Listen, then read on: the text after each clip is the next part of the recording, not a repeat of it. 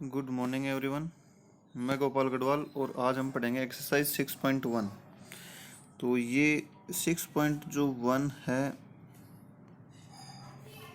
इसमें हमने अब तक जो पढ़ा था वो था ये 21 क्वेश्चन था और 21 का ये जो थर्ड चल रहा है आपके पास।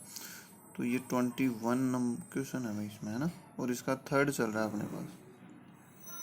फर्स्ट सेकंड और थर्ड अपन ने फर्स्ट सेकंड अपन ने पढ़ लिया था और ये थर्ड इसका 21 का ही थर्ड चल रहा है और एक्सरसाइज 6.1 चल रही है भाई। ठीक है, तो इसमें देखते हैं थर्ड ये है आपके पास। ये दे रखा आपके पास sine x is equal to under root 1 minus cos 2x upon 2। Prove करने वाला क्वेश्चन है, तो इसमें LHS ले लेते हैं अपन। LHS में आपके पास है साइन एक्स, तो साइन एक्स की वैल्यू इस क्वेश्चन में 30 दे रखी थी। फर्स्ट और सेकंड क्वेश्चन हमने कर लिया था, तो इसमें एक्स की वैल्यू 30 दे रखी थी, तो एक्स की जगह 30 रख दिया। तो ये साइन 30 हो गया और साइन 30 की वैल्यू यदि अपन टेबल में देखते हैं तो अपने पास कितनी होती है भाई, 1/2 होती है। तो ये इसका LHS सोल्व हो गया। अब RHS ये है, ये भी सोल्व करना है अपने को, और ये भी कितना आना चाहिए, 1/2 आना चाहिए। ठीक है, तो सोल्व करते हैं। Under root 1 minus cos 2x upon 2, वही एक्स की जगह 30 रख देंगे अपन, तो 1 की जगह 1 रख दिया, वो अंडर रूट लगा हुआ है भाई। माइनस की जगह माइनस, कोस की जगह वापस कोस, 2 की जगह 2, और ये एक्स की जगह कितना लिखोगे भाई, 30 लिखोगे। ये 2 और एक्स आपस में मल्टीप्लाई होने ध्यान रहे, तो यहाँ पर भी मल्टीप्लाई है। फिर ये नीचे 2 लगा हुआ तो वापस लगा दिया, अंडर रूट लगा हुआ है 1 माइनस कोस, ये 2 को 30 से मल्टीप्लाई करा तो ये हो गया आपके पास 60 अपॉन में 2 है। फिर अंडर रूट लगा के 1 माइनस कोस 60 की वैल्यू अपन यदि टेबल में देखते हैं तो वो होती है 1/2 अपने पास। नीचे 2 की जगह वापस 2 लगा दिया हमने। यहाँ पर क्या करा, जैसे ये 1/2 आया तो ये कहाँ से आया, इसको सोल्व करा है। कैसे सोल्व करा है भाई, जैसे ये है 1 माइनस 1/2 है, तो इसको सोल्व कैसे करा, इसके नीचे 1 लगा दिया और एलसीएम ले लिया। ये जो 1 और 2 है, एलसीएम नीचे वालों का ही लेते हैं, तो 1 और 2 है तो एलसीएम कितना आ जाएगा, इसका 2 आ जाएगा। 1 का डिवाइड इस 2 में करोगे तो 2 को इस 1 से मल्टीप्लाई करोगे तो 2, फिर इस 2 का इस 2 में डिवाइड करो कितना आ जाएगा 1 को इस 1 से मल्टीप्लाई करोगे तो 1 आ जाएगा। तो 2 में से 1 माइनस कर 1 आ गया और नीचे 2 था एज इट इज आ गया, तो ये कितना आ गया भाई 1/2। इस प्रकार से ये यहाँ पर 1/2 आ गया और ये जो 2 था ये आपका वापस आ गया। ठीक है भाई, तो इसमें होता क्या है भाई, ये जो 2 है ये इस 2 से मल्टीप्लाई हो गया। कैसे हो गया देखिए, 1/2 था, फिर इसके नीचे 2 था, यही था, तो इसके नीचे मैं 1 लगा सकता हूँ भाई। पर 2 डिजिट हैं एक तरह से और नीचे भी 2 डिजिट होंगे, तो अब इसमें क्या होता है, सबसे नीचे वाले सबसे ऊपर जाती है और मिडिल वाले आपस में मल्टीप्लाई होती है।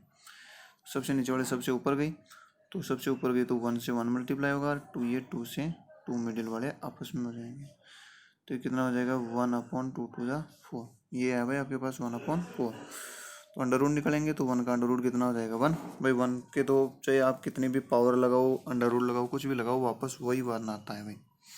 और 4 का अंडर रूट कितना हो जाएगा आपके पास, नीचे 2 हो जाएगा भाई। कैसे, जैसे ये 4 है तो इसको अपन ऐसे लिखते हैं ना, 2 इंटू 2, तो अंडर रूट के अंदर एक डिजिट बाहर आ गई, सेम डिजिट है, तो ये 2 आपका क्या हो गया, इसका अंडर रूट निकल गया 4 का।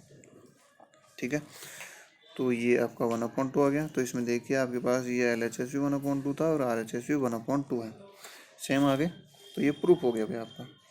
थर्ड ये फोर्थ देखते हैं अब इसमें, तो फोर्थ में देखिए ये cos 3x is equal to 4 cos cube x minus 3 cos x। Solve कर लीजिए, LHS लेंगे एक बार और एक बार RHS लेंगे, है ना। तो LHS आपका cos 3x है, x की जगह 30 रखोगे भाई, cos 3 इंटू एक्स की जगह 30 रख दिया, 3 वो 30 को 3 से मल्टीप्लाई करोगे 90, cos 90 की वैल्यू कितनी होती है भाई, 0 होती है। ठीक है, तो ये LHS तो आपका 0 आ गया। अब RHS को सोल्व कर लेते हैं, ये रहा आपका RHS और ये लिख लिया RHS, है ना। वैल्यू पुट कर दो, 4 की जगह ये 4, कोस की जगह कोस, क्यूब की जगह क्यूब, एक्स की जगह कितना 30, माइनस की जगह माइनस, 3 की जगह 3, कोस एक्स मतलब कोस 30। सोल्व कर लो इसको थोड़ा सा, ये 4 की जगह 4, कोस 30 की वैल्यू कितनी होती है भाई, अंडर रूट 3/2, क्यूब लगा हुआ है तो ये क्यूब लगा दिया भाई, क्यूब का मतलब 3 पावर, है ना। फिर देखिए ये माइनस की जगह माइनस, 3 की जगह 3, कोस 30 की वैल्यू कितनी होती है, अंडर रूट 3/2। सोल्व कर लेंगे इसको, सोल्व करोगे देखिए किस प्रकार से होगा, अंडर रूट 3 का क्यूब, ये देखिए किस प्रकार से होगा, ये किस प्रकार से आया देखो मैं बताता हूँ आपको। ये आपके पास अंडर रूट 3/2 की पावर कितनी है भाई, 3 है, ठीक है, तो इसको 3 टाइम लिखना है ना, ये जितनी पावर होती है उतनी टाइम लिखना है। तो ये लिखना अपन ने √3/2 1 टाइम, √3/2 ये 2 टाइम्स हो गया और ये 3 टाइम्स हो गया। अब इनको मल्टीप्लाई कर लो, ऊपर वाले को ऊपर वाले से, नीचे वाले को नीचे वाले से। √3 को यदि √3 से करोगे तो कितना आ जाएगा आपके पास, 3 आ जाएगा। ठीक है, अब ये √3 बच गया, तो ये √3 इस 3 से मल्टीप्लाई होगा नहीं, तो एज इट इज़ लिखा जाएगा। नीचे देखिए 2 2 जा 4, 4 2 जा 8, तो यही तो चीज़ है ना अपने पास, 3√3/8। ये फिर माइनस की जगह ये 3 की जगह ये, इसमें देखिए 3 को इस √3 से मल्टीप्लाई करो तो 3√3, भाई एक बिगर अंडर रूट गया और ये अंडर रूट गया है, तो ये तो मल्टीप्लाई तो होंगी नहीं, एज इट इज़ वापस लिखी जाएंगी। नीचे 2 था, 2 लगा दिया, इसको काट लो, ये 2 हो जाएगा भाई, ये लिख दिया 3√3/2 माइनस वही 3√3/2, ये 2 था तो एज इट इज लिख दिया ना यहाँ पर। देखिए अब देखिए इसमें क्या हुआ, यहाँ पर ये 3√3/2, ये 3√3/2, सेम डिजिट में से सेम डिजिट को माइनस करने पर हमेशा क्या आता है भाई, 0। ये सेम ही था ना नीचे 3√3/2, ये भी 3√3/2, तो ये तो सेम डिजिट है, सेम डिजिट में से सेम डिजिट को माइनस करने पर क्या आया, 0। तो आपका देखिए LHS भी कितना था भाई, 0 था, ये रहा आपका 0, और RHS भी कितना आ गया, 0। तो ये प्रूफ हुआ भाई आपका। ठीक है, आगे बढ़ते हैं अपन क्वेश्चन नंबर 22।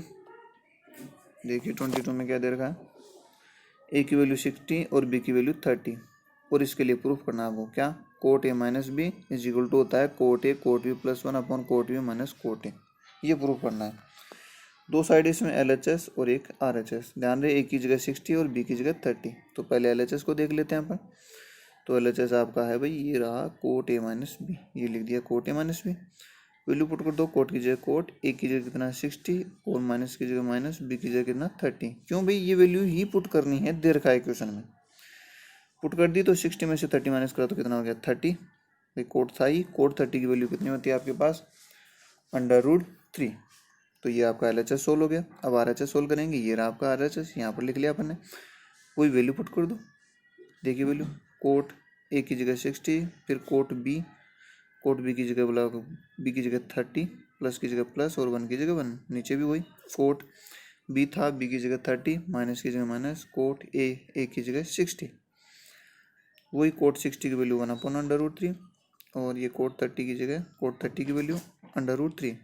मल्टीप्लाई क्यों है, क्योंकि इन दोनों के बीच में कोई साइन नहीं था, इसका मतलब क्या आएगा, मल्टीप्लाई। वही प्लस की जगह प्लस, 1 की जगह 1, नीचे देखिए कोट 30 की वैल्यू √3 और वही कोट 60 की वैल्यू 1/√3। सोल्व कर लिया इसको। ये सोल्व करने के लिए देखिए इसमें क्या हुआ, ये √3 से √3 कट गया आपका, तो यहाँ पर क्या बचा, अकेला 1 बच गया, ये लिख दिया। फिर ये प्लस था तो ये प्लस था तो ये प्लस लिख दिया, ये 1 की जगह वापस 1 लिख दिया। नीचे देखिए, नीचे यहाँ पर LCM लिया हुआ है, नीचे 1 लगा के, और वो किस प्रकार से लिया है देख लीजिए, इधर मैं बता देता हूँ आपको, √1/√3।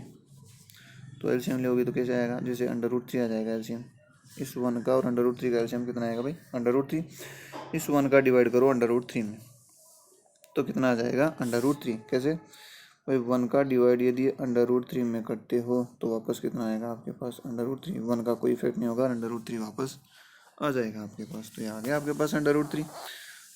भाई 1 का डिवाइड √3 में करा तो √3 को इस √3 से मल्टीप्लाई करते हो तो कितना आ जाता है भाई, 3, माइनस √3 का इस √3 में डिवाइड करो तो कितना आएगा, 1 को 1 से मल्टीप्लाई करा तो 1, 3 में से 1 माइनस करा तो ये आ गया आपके पास 2/√3। ये लिख रखा है आपके पास, देखिए यहाँ पर ये वाली डिजिट लिख रही है 3 - 1/√3 लिख रखा नहीं है। फिर ऊपर ये 1 और 1 कितना हो गया भाई, 2 हो गया। आपका जो √3 था ये नीचे वाला, ये कहाँ पर आ गया, ऊपर आ गया, और 3 में से 1 माइनस करा तो ये 2 यहाँ पर आ गया, 2 से 2 कट गया, और आपका क्या हो गया, √3। तो आपका LHS भी तो यही था भाई, ये रहा आपका LHS √3, और RHS भी आपका कितना आ गया, √3। तो ये आपका क्या हो गया, प्रूफ हो गया भाई। इस प्रकार से ये अपने पास एक्सरसाइज 6 कंप्लीट हो गई, ये 6 चैप्टर कंप्लीट हो गया अपने पास। अब अपन कौन सा चैप्टर पढ़ेंगे, 7th चैप्टर पढ़ेंगे, ट्रिग्नोमेट्री का ही है, वो भी इसी से रिलेटेड है। तो देखिए बेसिक चीज़ें अपन जो 6 चैप्टर की है वही इसमें है। इसमें थोड़ा सा ये ध्यान रखिए कि इसमें कुछ आइडेंटिटीज़ हैं तो वो याद रखेंगे, 3 आइडेंटिटीज़ आपको याद रहनी चाहिए एनी टाइम। इस चैप्टर को पढ़ने के लिए एक आइडेंटिटी तो होती है अपने पास sine square plus cos square theta भी है यहाँ पर, sine square theta cos square theta is equal to कितना होता है 1। एक आइडेंटिटी होती है आपके पास 1 plus tan square theta is equal to sec square theta. एक होती है 1 plus cot square theta is equal to cosec square theta. ये तीन आइडेंटिटीज आपको एनी टाइम याद रहनी चाहिए भाई। Sine square theta plus cos square theta is equal to 1 plus tan square is equal to sec square theta 1 plus cot square is equal to cosec square. इसी से related है ये पूरा चैप्टर अपने पास लगभग, ठीक है। तो देखते हैं इसमें क्वेश्चन, देखते हैं अपन। इसमें फर्स्ट क्वेश्चन में देखिए, for angle theta express all the trigonometric ratios in term of sec theta. Question में बोला जा रहा है कि एंगल थीटा के लिए अपने को इसमें सभी ट्रिग्नोमेट्रिक रेशियोज को सेक थीटा की फॉर्म में लिखना है। कैसे भाई, जैसे आपके पास आंसर ये होना चाहिए, जैसे आपके पास होता है एक साइन होता है, एक कोस होता है, साइन कोस, फिर क्या हो गया टेन, फिर क्या होता है कोट, फिर क्या हो गया सेक, और फिर क्या हो गया कोसेक।